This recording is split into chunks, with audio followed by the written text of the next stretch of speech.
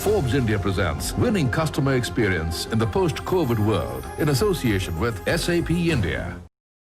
Welcome, everybody. It's wonderful to make the acquaintance of so many people virtually. And it's my pleasure today as we begin the exploration of winning with customer experience in the post-COVID world to introduce to you an extraordinary panel who will be able to shed a lot of light on the very act of consumption itself before you explore further on what business response can be. Clearly, as we go through this crisis and we emerge out on the other side, at the very minimum, there are three things which are happening to consumption as we know it. The first is the overall table of consumption is going to decline. Everybody is I think now very aware of that concept. China has come back. China seems to be normal, but is apparently operating at 90% of its prior consumption levels. Obviously, businesses in India are also planning their recovery in terms of percentage on capacity utilization. And at SAP, we have yet to encounter a company which believes that, let's say, by December, they'll be at 100% of capacity. So there are those scenarios emerging. The second aspect is there is a sectoral redistribution of consumption that is already happening and will continue. So clearly, the food category, food and essentials, things like at-home entertainment, in savings, health expenditure, education are things which are probably seeing a little bit of an uptick.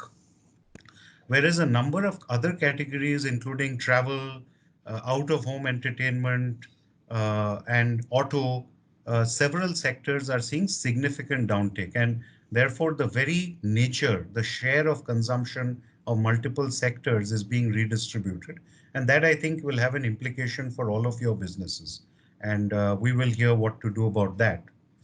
Finally, there is the change in human behavior we are seeing with people not wishing to step out, significant increase in digital media consumption, digital payments taking off, e-commerce, which is explosively beginning to grow, and adoption levels are changing, including tier 2 and tier 3 cities.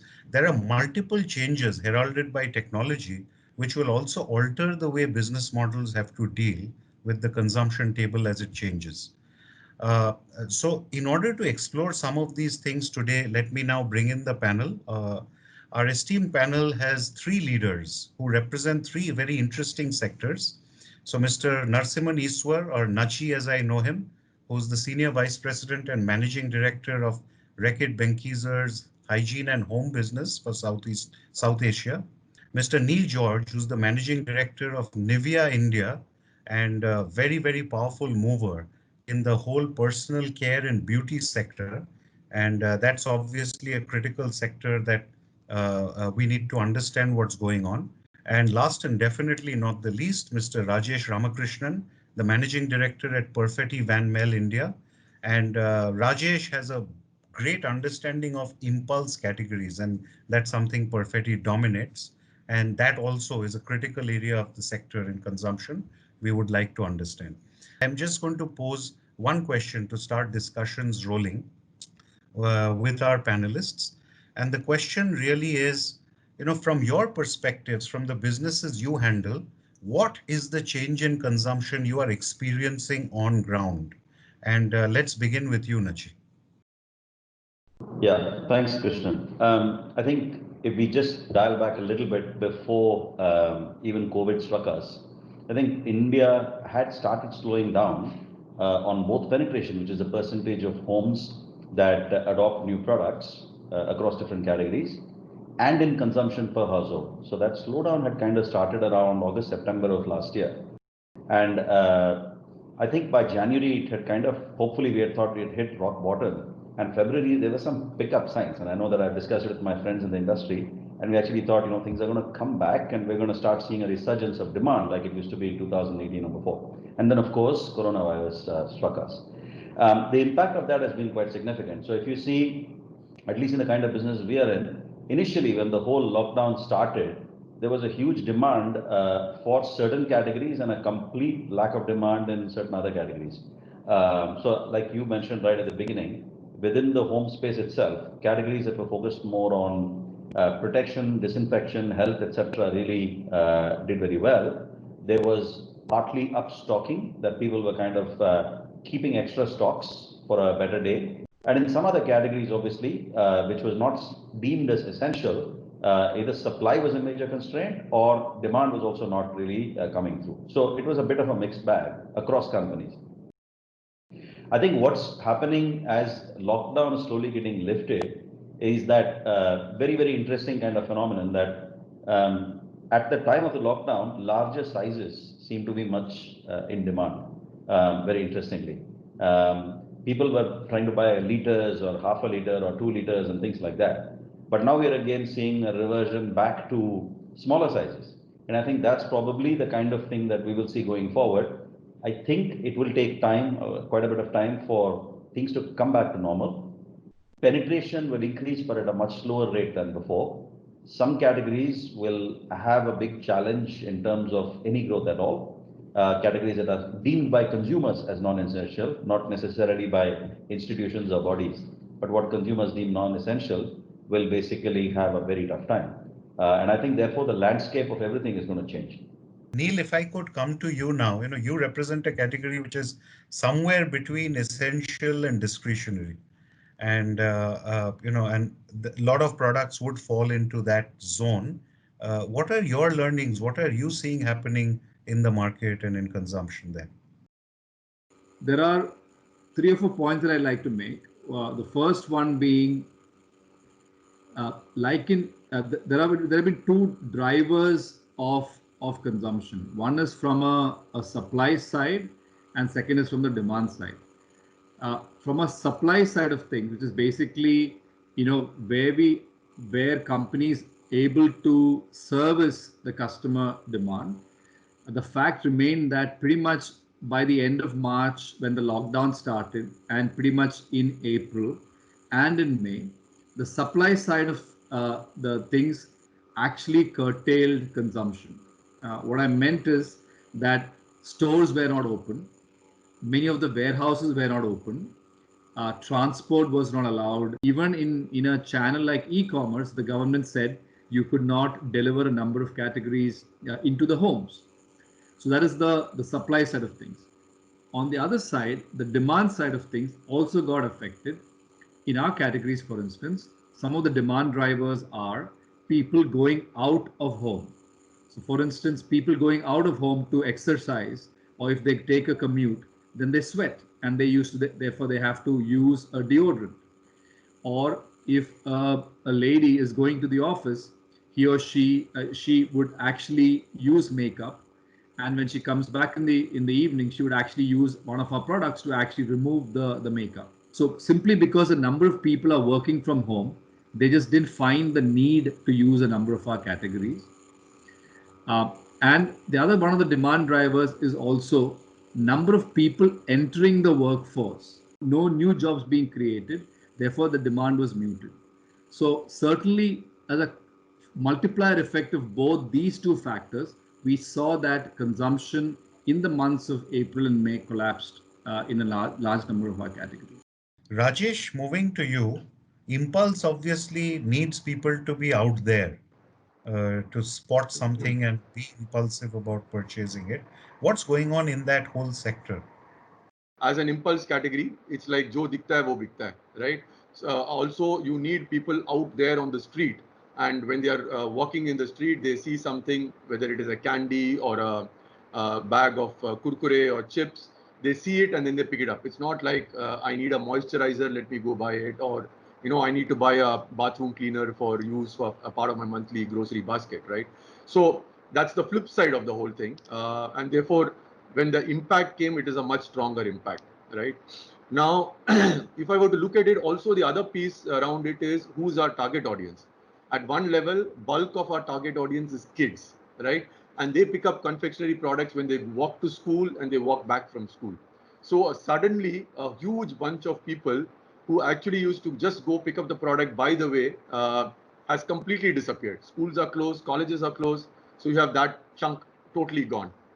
The other chunk was, say, smokers, right? Office workers, and other people who used to take a smoke break and then pick up a chewing gum and then eat it before they came back to work. Like Neil was talking about, that bunch has suddenly disappeared. So that's the kind of impact that has been there on the business. But having said that, going forward to your other point on what are consumers looking for, I think being a food product, one of the things that we see coming up as a trend globally and of course in India as well is this whole thing around fortification and functional products, right?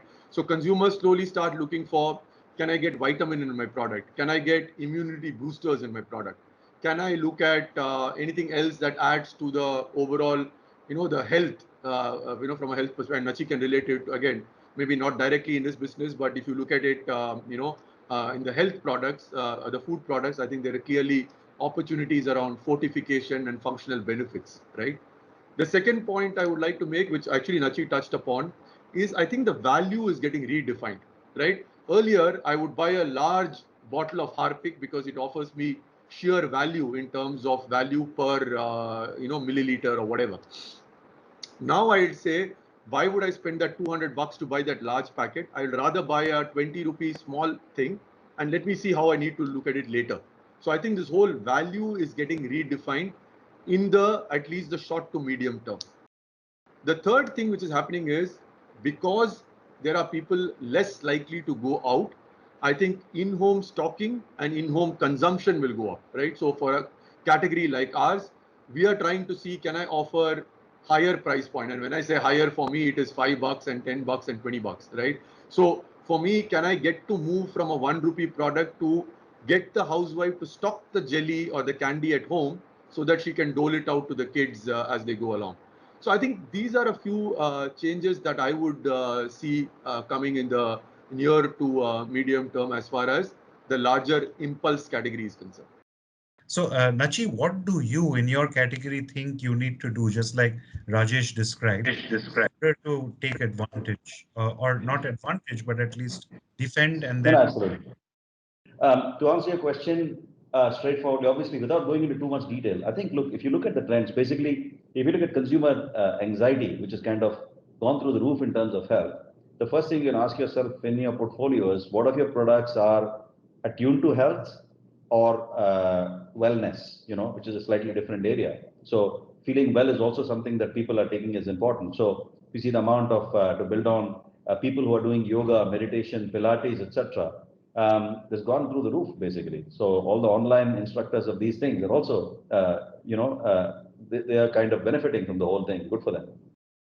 Question is, for example, do you have products in your portfolio that can cater to that kind of audience? Is there any way that you can plug into that? So there are things that are growing. So one is that. The second one is if you look at the other area of consumer anxiety that's happening is on financial situation. People are not just worried about their health, which is what everybody thinks, but they're also worried about the economic prosperity going forward. What is going to be my job prospects? Am I going to make any bonus or not? These are all the worries of people. And when that happens, they start getting very conscious of the money they have, and they prefer to save much more of it rather than invest it into usual stuff. So two things then that come forward. The first one is, if the categories that you're playing in, are you already giving value? Even if you're in health and wellness, are you giving value to the consumer? Not necessarily low price, but are you giving value, which is different from low price, right? The second one is if you're not in those categories, you've got to ask yourself a fundamental question. If your category were to disappear from the face of the earth, would the consumer get up to find it? And if the answer is no, and if that's an honest answer, then you really need to figure out a way to reframe your category or your brand to start making meaningful sense to the consumer, right? I think, frankly, like I said, as a businessman, it's a very tough time for everybody in the country. Some better than others, depending on which categories they are, what brands they are in, etc. Which brands are trusted, because trust is very important at this time.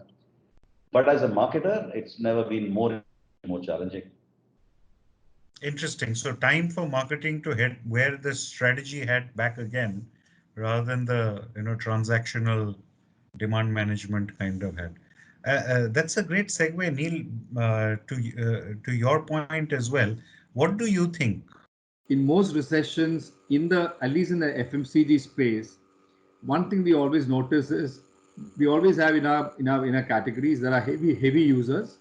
Typically tend to be about 20% of the users, but they would typically contribute to about 80% of the consumption.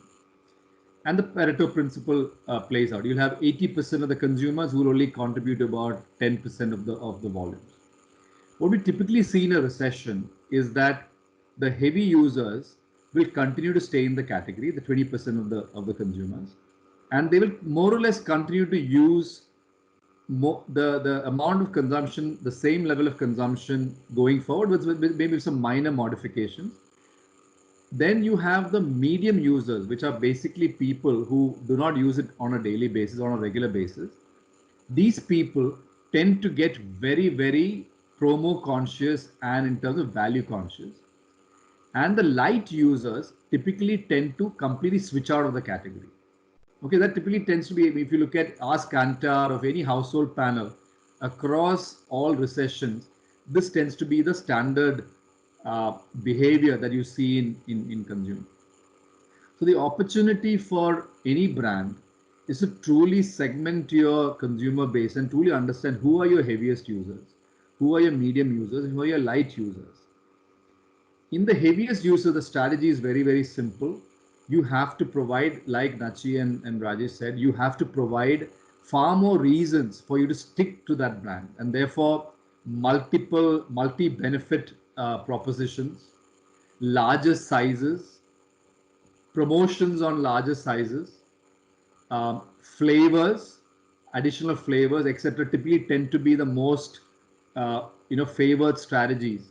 The other strategy that tends to play very well is that if you've got a for men and a for a woman strategy, to change that to now suitable for the whole family tends to be a very, very good strategy.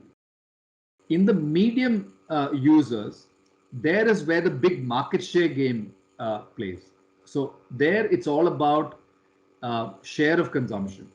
So you got to really play hard and be better than your competition in terms of offering the best benefits and the best value. Here is where the bloodbath happens, and there lots of market share gain and loss happen. In the third segment, where you are losing the light users, the strategy is very simple. You just have to keep investing into getting new users so that the bucket, the water that comes on the top of the bucket and goes out through the holes, you're basically filling it up. So my simple rule of thumb in most recessions and in general in FMCG would be, make sure that you identify your heavy users, keep them, make sure you're playing hard in terms of the market share in the middle, and make sure that you're trying to get consumers, more consumers, so that your penetration continues to pick up. I think all three of you have placed a very good frame around it. And if I were to interpret it, the common themes I'm hearing are around value, context, and utility. And that is in the context of your consumer. So Rajesh, let me come back to you with a question. So obviously all of this now centers around a highly, put the consumer at the center of how you're thinking, because value to her, it's her context, it's her utility which will decide switch, etc. And largely in India, if I were to look at consumer product companies, they are very distribution led. Some of the best distribution minds and activities happen in our country. So today, if I were to take, let's say, an e-commerce platform, as opposed to any CPG company, their knowledge of why people get on the platform, what they buy, how they behave, what they deem as value, what is their context, is extraordinarily high. What do you think for businesses in consumption could be some key steps to get that kind of real-time insight around consumer experiences? I think, Sure. if you look at consumer products, to me, everything starts with the consumer, right? So the reason for existence of consumer product companies is actually the consumer, right? So I think there is a fair level of, deep understanding of not just consumers' needs, but also some anticipating some unarticulated needs as well, right? So there is that base level of understanding that exists, and I'm sure Neil and Nachi will sort of endorse that to a large extent. So fundamentally, that's the starting point. Now, to your point on distribution, and if I were just to use an example of even say Perfetti, I think what works for us is this really close synchronization between the pull and the push strategy, right? So the pull is where you understand the consumer, know what he or she is looking for, and you're able to deliver meaningful propositions on your brands to them so that they buy your products, right? And brands. And the push comes because, if I look at it, we are directly cover 1 million outlets and we indirectly are available in 4 million outlets. So that's the push bit of it, where you are available at arm's reach for the consumer to pick it up, right? So in any CPG company, that needs to work in tandem in a very seamless manner for the overall business to grow, right? So that's point number one. I think where what you're saying is absolutely right, which is not maybe so much yet in CPG companies, is real-time data, right? So we have a good understanding of consumers. We try and meet their needs, and in fact, like I said, anticipate some of their unarticulated needs. But yeah, we don't have the benefit of real-time data to the extent we would like it to. Although, thanks to social media and what's coming up, that's also going up in a significant manner, right? So I think that's the overall, space from which I would look at what you were asking.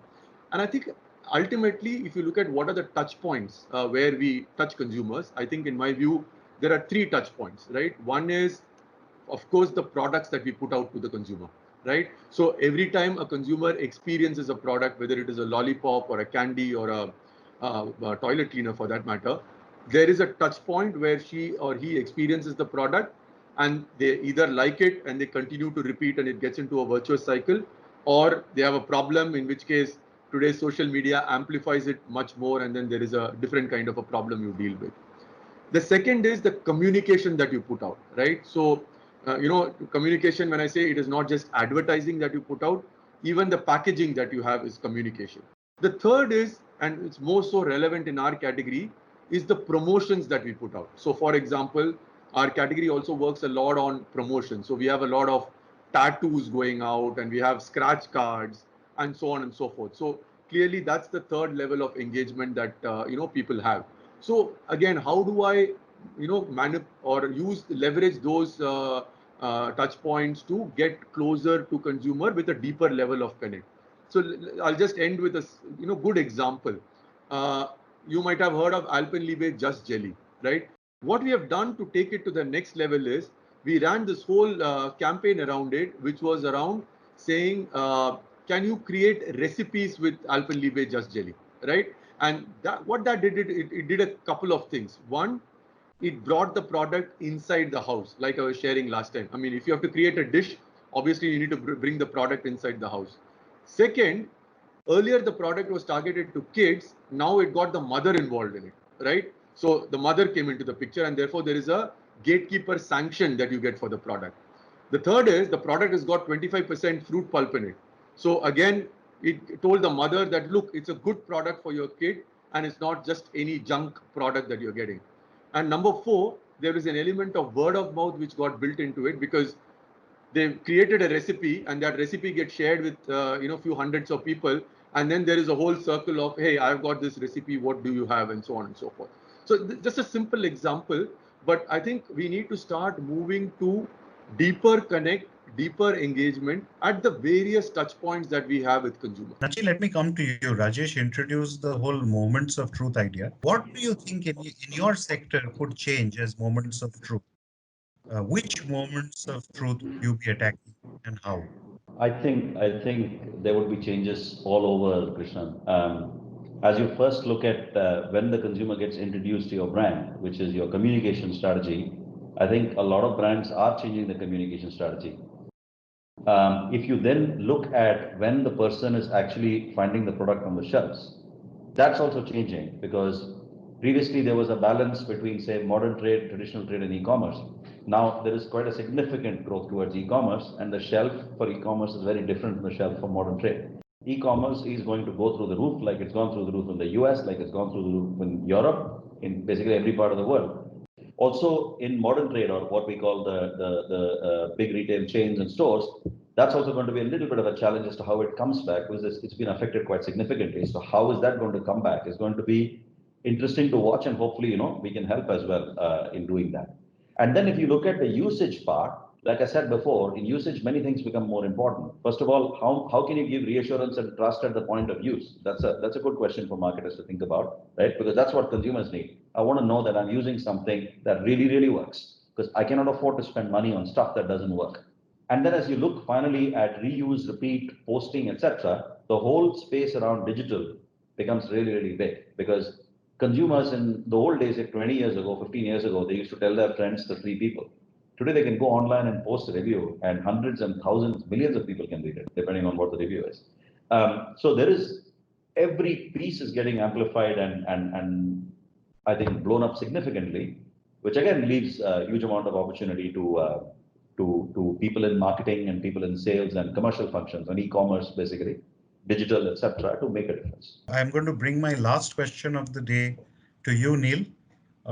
So I think carrying on from what Nachi said, it's not just say the zero moment of truth or pre-purchase, during purchase, but there are significant moments of truth in the post-purchase cycle as well, which will demand direct connection with consumers. And that's a very large area of the experience iceberg, as it were.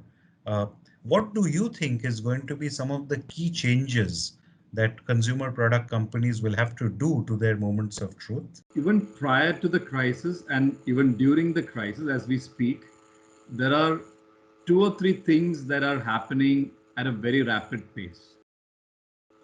One is from the consumer side, is that the the time taken from making a purchase, a decision to make a purchase, to making the purchase, and providing reviews and influencing post purchase, that time has shrunk. For our kind of categories, somebody sees an ad on YouTube, they would immediately go to the buy now button at the bottom of the YouTube ad, get connected to either one of our brand websites or directly go to one of the portals like Amazon or a Flipkart or a Big Basket, purchase it. The product could reach their house literally in 24 hours or less. And then there would be a review and rating system. So the key message is the entire cycle has shrunk. That is on the consumer side. On the infrastructure ecosystem side, there are in India 4 or 5 big companies that are playing the entire ecosystem. Let's take Google for instance.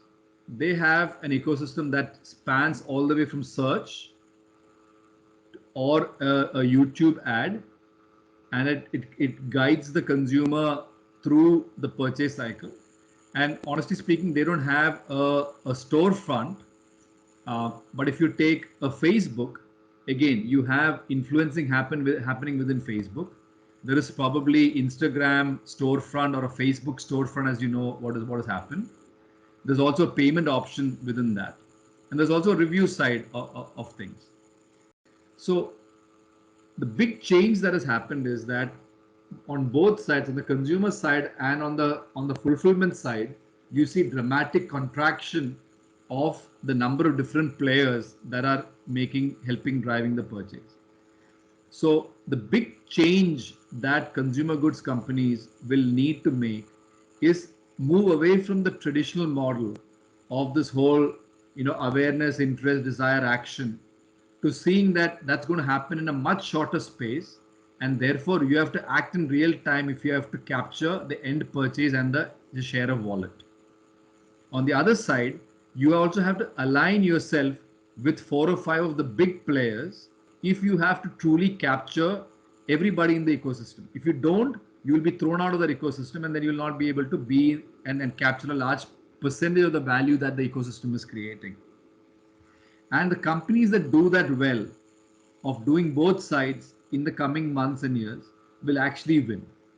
And that's where my advice to all the companies would be to play on both sides very well and do that fast. Neil, thank you very much. You just saved me the job of having to summarize. I think that was a beautiful, sort of synthesis of everything we discussed. And I think the audience today can spend some time thinking about this idea that how do you spot, capture, and act in that one moment if we are going to see consumption back to the levels we need for our businesses. So thank you very much, Nachi, Neil, Rajesh. It's been wonderful having you today on this panel, and it's been truly enriching for everybody in the audience who are listening into you. Thank you so much. Forbes India presents Winning Customer Experience in the Post-COVID World in association with SAP India.